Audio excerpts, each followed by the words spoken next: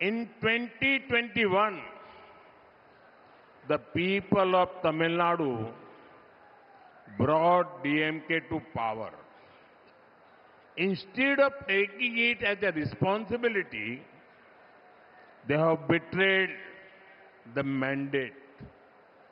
In DMK rule, everything starts and ends with one family. Ministers may change, MLAs may change, but power remains only with one dynasty.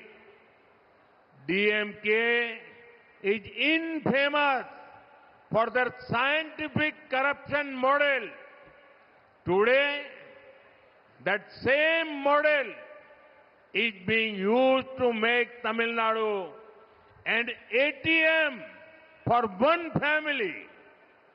A minister from this very district is involved in a huge cash for job scam. When jobs are sold for money, the dreams of honest middle class and poor youth are destroyed. Where is all this money going? Just like all rivers go to the sea, all corrupt money in Tamil Nadu goes to one family. நண்பர்களே, 2021 ஆண்டிலே தமிழ்நாட்டின் மக்கள் திமுகவை ஆட்சி கட்டிலில் அமர வைத்தார்கள். ஆனால் திமுக என்ன செய்தது? அவர்களுக்கு கொடுக்கப்பட்ட பொறுப்பை, கடமையை நிறைவேற்றாமல் அவர்களுக்கு கொடுக்கப்பட்ட கட்டளைக்கு துரோகம் இழைத்தார்கள்.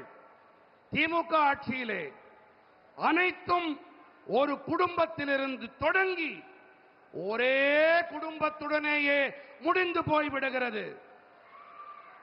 அமைச்சர்கள் மாறலாம், சட்டசபை உறுப்பினர்கள் மாறலாம், ஆனால் அதிகாரம் என்னமோ ஒரே ஒரு வம்சம், ஒரு குடும்பத்திடம் மட்டுமே இருக்கும். விஞ்ஞான ரீதியான ஊழல், அந்த மாதிரிக்கு பெயர் போனது திமுக. இன்றைக்கு இந்த மாடல் தான், இந்த மாதிரி தான் ஒரே ஒரு குடும்பத்தின் ஏடிஎம் ஆக தமிழ்நாட்டை மாற்றி இருக்கிறது. இதே மாவட்டத்தைச் சேர்ந்த ஒரு அமைச்சர் வேலை வாங்கி தருவதாக சொல்லி பணம் பெற்று பெரிய மோசடியிலே சிக்கியிருக்கிறார். வேலைகள் பணத்துக்காக விற்கப்படும் போது நேர்மையான நடுத்தர வர்க்கம் மற்றும் ஏழை இளைஞர்களின் கனவுகள் நாசமாகி போகின்றன. இந்த பணமெல்லாம் எங்கே போகிறது?